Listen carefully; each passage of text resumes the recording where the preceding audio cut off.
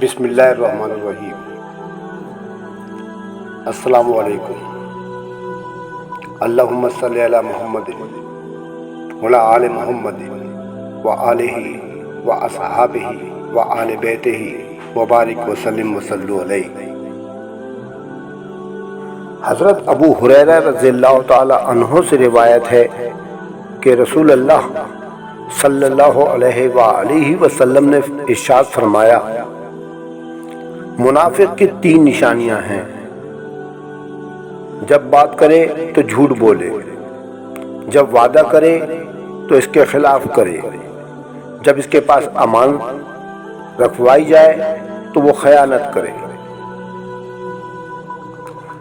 حضرت نواس بن سمعان رضی اللہ تعالیٰ عنہ سے روایت ہے کہ رسول اللہ صلی اللہ علیہ وسلم نے ارشاد فرمایا، نیکی اچھے اخلاق کا نام ہے اور گناہ وہ ہے جو تیرے دل میں کھٹکے اور تو یہ بات ناپسند کرتا ہو کہ لوگوں کو اس گناہ کی خبر ہو جائے۔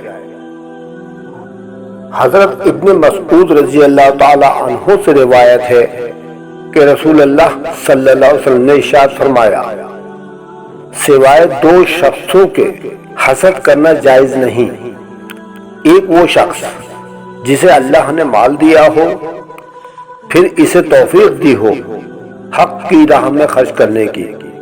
دوسرا وہ شخص جسے اللہ نے حکمت دی ہو تو وہ اس کے ذریعے فیصلے کرے اور اس کی تعلیم دے۔ حضرت ابو ہریرہ رضی اللہ تعالی عنہ سے روایت ہے کہ رسول اللہ صلی اللہ علیہ وسلم نے ارشاد فرمایا، یقیناً کھانے والے شکر گزار کے لیے وہی اجر ہے جو صبر کرنے والے روزہ دار کے لیے ہے۔